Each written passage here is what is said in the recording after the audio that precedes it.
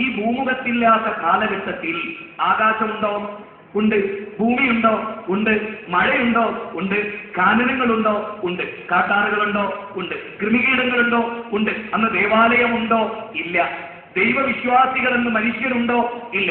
എങ്കിൽ ഞാൻ നിങ്ങളോടൊക്കെ ചോദിക്കുന്നു, മനുഷ്യവാസമില്ലാത്തതിന്റെ മുമ്പ്, ദേവാലയങ്ങളില്ലാത്തതിന്റെ മുമ്പ്, പ്രത്യേക പ്രതിഷ്ഠകളില്ലാത്തതിന്റെ മുമ്പ് ആകാശത്തെയും ഭൂമിയെയും സൃഷ്ടിച്ച ആ ശക്തിയാരാണ്? ആ ശക്തിയാവുന്നു നമ്മുടെ ഒക്കെ സൃഷ്ടാവ്. അവനെ ആരാധിക്കാനേ വേദം പറഞ്ഞുള്ളൂ, അല്ലേ? സ്വാമി വിവേകാനന്ദ സാഹിത്യ സർവസ്വം, വിവിധ ഓള്യങ്ങൾ.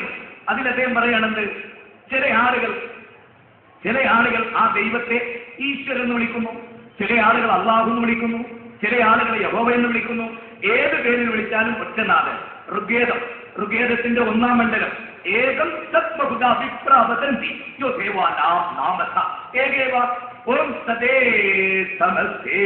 സർവലോകാശ്രയായ, സർവലോകങ്ങൾക്കും സർവഭൂഖണ്ഡങ്ങൾക്കും ആശ്രയിക്കാൻ പറ്റിയ ദൈവം വിശുദ്ധ ഖുർആൻ. അതിന്റെ ഏറ്റവും ഒടുവിലത്തെ അധ്യായം 114-ാമത്തെ അധ്യായമാണ്. അധ്യായത്തിന്റെ പേരെന്താണെന്നറിയോ? അന്നാസ്, മനുഷ്യർ. ഹിന്ദു, മുസ്ലിം, ക്രിസ്ത്യൻ, ജൂഡൻ, ജൈനൻ എന്നല്ല, മനുഷ്യർ. മാസ്, പീപ്പിൾ, മനുഷ്യർ. അതിലെ പ്രാർത്ഥന എങ്ങനെയാണെന്നറിയോ? മനുഷ്യരുടെ ദൈവമേ, ഞാൻ നിന്നോട് സഹായം തേടുന്നു. അങ്ങനെ പ്രാർത്ഥിക്കാൻ നമുക്ക് കഴിഞ്ഞാൽ നമ്മുടെ വർഗീയത പൂർണ്ണമായിട്ട് അവസാനിക്കും. മനുഷ്യരുടെ ഈശ്വര, മനുഷ്യരുടെ ദൈവമേ, നീ ഞങ്ങളെ സഹായിക്കണമേ എന്ന് പ്രാർത്ഥിക്കാൻ എല്ലാ വേദങ്ങളും പഠിപ്പിക്കുന്നു. ഞാനൊരു ഉദാഹരണം പറയാം. മഹാനിർവഹണ സ്തോത്രം എന്നൊരു സ്തോത്രമുണ്ട്. അതറിയാവുന്നവരാണ് ഇവിടെ ഇരിക്കുന്നത്. ഞാൻ വേദപണ്ഡിതനല്ല. പക്ഷേ മതത്തിന്റെ സാരാംശങ്ങൾ പഠിക്കാൻ ശ്രമിച്ചപ്പോൾ എനിക്ക് കിട്ടിയ വളരെ കൃത്യമായ ഒരു പ്രാർത്ഥന എന്താണെന്നറിയോ?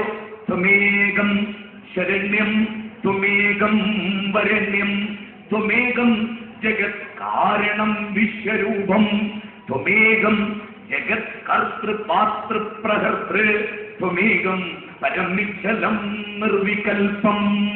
എന്തായാലും അർത്ഥം, ആരാധനകൾ മുഴുവനും ഈശ്വര നിനക്കാണ്. എന്റെ ശരണം വിളികൾ മുഴുവനും നിനക്കാണ്. എന്റെ കാലുകൾ മുള്ള നിറച്ചാൽ പോലും നമ്മൾ വിളിക്കേണ്ടതാരെ?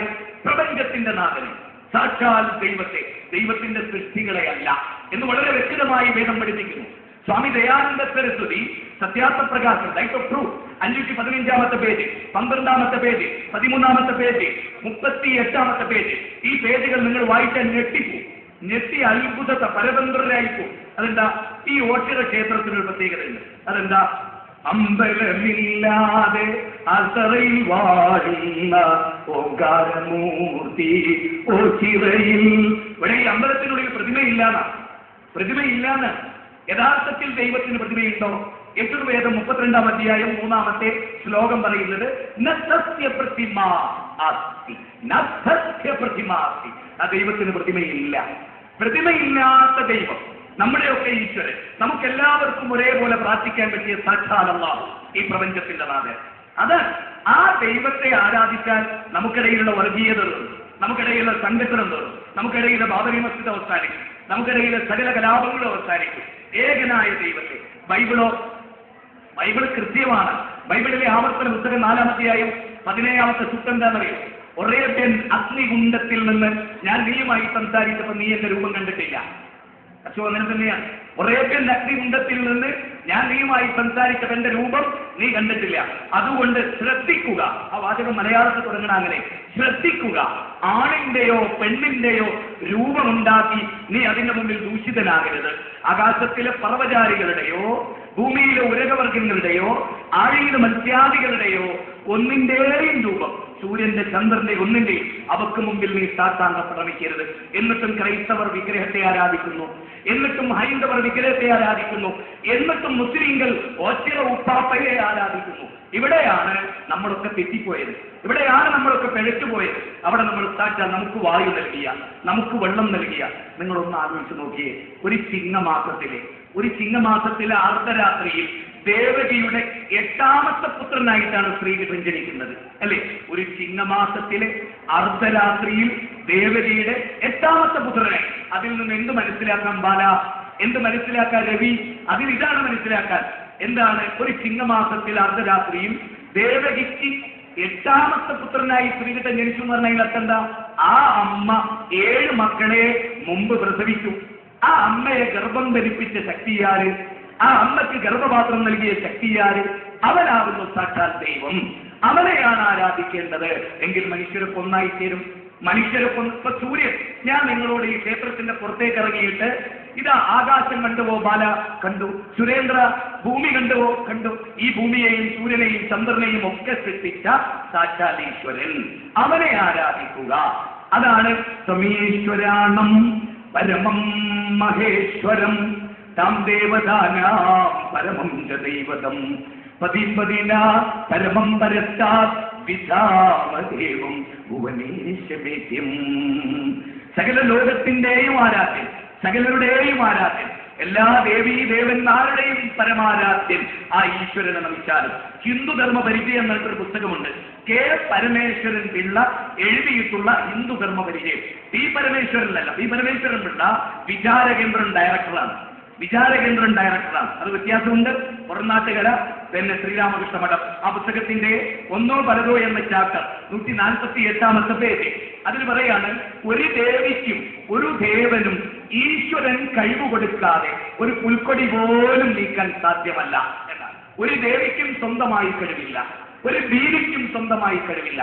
ഇത് എന്നെ ക്രിസ്ത്യാനികൾ വിശ്വസിക്കുന്നു, ഇത് എന്നെ മുസ്ലിങ്ങൾ ഒരു ഭാഗം വിശ്വസിക്കുന്നു. ഇത് ശരിയല്ല എന്നാണ് വേദം പഠിപ്പിക്കുന്നത്. ഇത് ശരിയാണ് എന്നല്ല, ഇത് ശരിയല്ല എന്നാണ്. എല്ലാം നിയന്ത്രിക്കുന്നത് സാക്ഷാൽ ആ പരബ്രഹ്മമാണ്.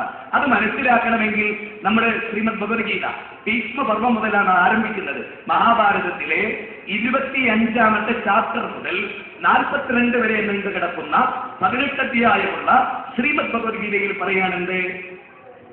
അവിടെ വ്യക്തമായി പറയുന്നു, വേദം അവ്യക്തം വ്യക്തിമാപ്തന്യം മന്യന്തേ മാമബുദ്ധയാ പരംഭാവമജാനന്തോ മാമാപേയമനുക്രമം. ദൈവം എന്ന് പറഞ്ഞാൽ വ്യക്തികളെ പ്രാപിച്ചു വരുന്നവനല്ല ദൈവം. ദൈവം സാക്ഷാൽ ഈശ്വരനാണ്. യഥാർത്ഥത്തിൽ ശ്രീമദ് ഭഗവത്ഗീതയുടെ 4-ാം അധ്യായം 7-8 ശ്ലോകത്തിൽ യഥാ യഥാ ഹി ധർമ്മസ്യ ഗ്ലാനിർഭവതി ഭാരത അഭ്യുത്ഥാനമധർമ്മസ്യം സദാത്മാനം സൃജാമ്യഹം പരിത്രാണായ സാധൂനാം വിനാശായ ച ദുഷ്കൃതാം ധർമ്മസംസ്ഥാപനാഥായ സംഭവാമി യുഗേ യുഗേ. ധർമ്മം സ്ഥാപിക്കാൻ, അധർമ്മമില്ലായ്മ ചെയ്യാൻ, സാധുക്കളെ സംരക്ഷിക്കാൻ, ദുഷ്ടജനങ്ങളെ നിഗ്രഹിക്കാൻ, അതാണ് ധർമ്മബോധം എന്ന് പറയും. പ്രവാചകന്മാരെ ഇസ്ലാം അയക്കുക, മനുഷ്യരിൽ നിന്ന് തന്നെയുള്ള പ്രവാചകന്മാരെ, അവർ വന്നിട്ട് മനുഷ്യരെ നമ്മളെ ഒക്കെ ആ ദൈവ മതത്തിൽ നിന്ന് നമ്മൾ തെറ്റിപ്പോയി. ഒറ്റ മതം സാക്ഷാൽ ഏകം സത്ബഹുത. എവിടെയാണ്? ബ്രഹ്മകർമ്മ സമാധിന. ബ്രഹ്മത്തിൽ കർമ്മം ചെയ്ത് സമാധികൾ സാക്ഷാൽ ദൈവത്തെ ആരാധിച്ച് അവന്റെ കൽപ്പനകൾ ശിരസാവഹിച്ച് ജീവിക്കാനാണ് വേദങ്ങൾ മുഴുവനും നമ്മളോട് പറഞ്ഞത്. അഥവാ ഹിന്ദു വേദഗ്രന്ഥങ്ങളുടെ അടിസ്ഥാനം നിങ്ങൾ പരിശോധിച്ചാൽ ഏകനായ ഈ പ്രപഞ്ചത്തിന്റെ നാഥന് അത് തന്നെയാണ് ഖുർആൻ. യാ അയ്യുഹന്നാസ്, അല്ലയോ മനുഷ്യരെ. കണ്ടോ? അല്ലയോ മുസ്ലിംകളെ എന്ന് വിളിച്ചില്ല, അല്ലയോ സൗദി അറേബ്യക്കാരെ എന്ന് വിളിച്ചില്ല, മുഹമ്മദ് നബിയുടെ തറവാടായ ഖുറൈശികളെ വിളിച്ചില്ല.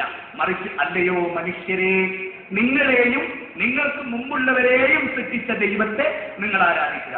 മനുഷ്യൻ എന്ന മഹാബുദ്ധിജീവി പലതിനെയും ആരാധിക്കുന്നു, അല്ലേ? പാമ്പിനെ ആരാധിക്കുന്നു, അതുപോലെ മൃഗങ്ങളെ ആരാധിക്കുന്നു.